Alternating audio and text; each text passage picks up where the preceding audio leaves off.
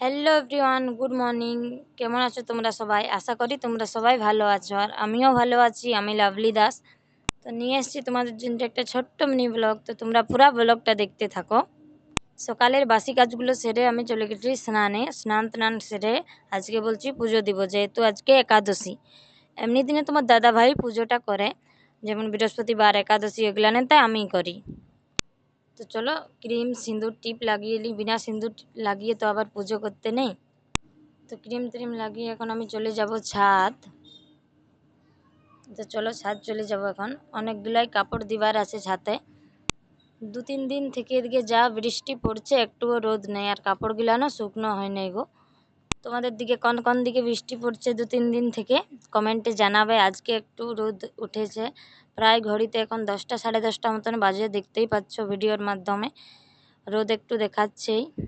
চলো এক এক করে আমি কাপড়গুলো এখন ছাদে শুকনো হতে দিয়ে দিই। আর দেখো এদিকে আমি ছাদে আলেই আমার বেটা আমার সাথে চলে আসে, দেখো খেলছে। তো চলো এক এক করে কাপড়গুলো সব দিয়ে দিই। কাপড় দিয়ে আমার কমপ্লিট হয়ে গেছে। এখন পুজোর জন্য কিছু ফুল নিয়ে নেব। পুজোর জন্য ফুল আমি ছাদের থেকে নিই।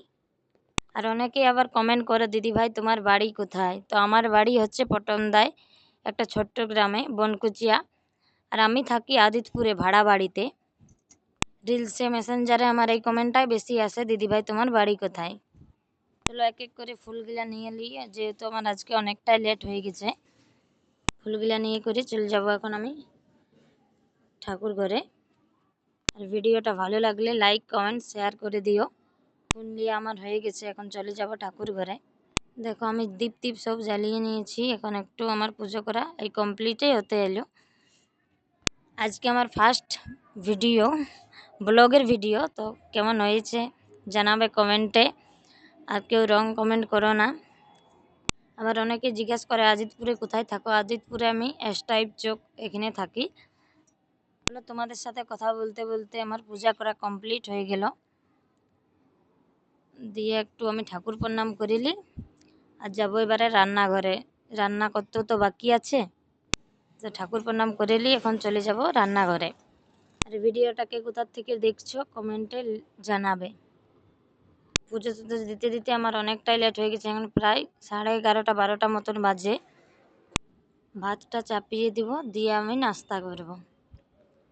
তো হাঁড়িতে জল দিয়ে আমি এখন জলটা গরম হতে দিয়ে দিই। দেখছি গ্যাসটা জ্বলছেই নেই, নিচে অনেক করা নাই। আমি চাল ধুয়ে করে রেখেছিলি, চালটাও এখন আমি দিয়ে দিই হাঁড়িতে। চাল দিয়ে আমার হয়ে গেছে।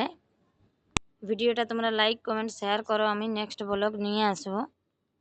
যেহেতু আজকে নিরামিষ, তো আলু সয়াবিনের সবজি বানাবো। তো আলুগুলাও আমি ভাতের সাথে দিয়ে দিব, ধুয়ে নিয়ে দিয়ে দেবো আমি। আলুগুলা একই সাথে সিদ্ধ হয়ে যাবে। তো এখন আলুগুলো আমি একটু ধুয়ে নিই। বাবু আবার আমাকে ডাকছে, মা আমাকে ফোনটা দাও।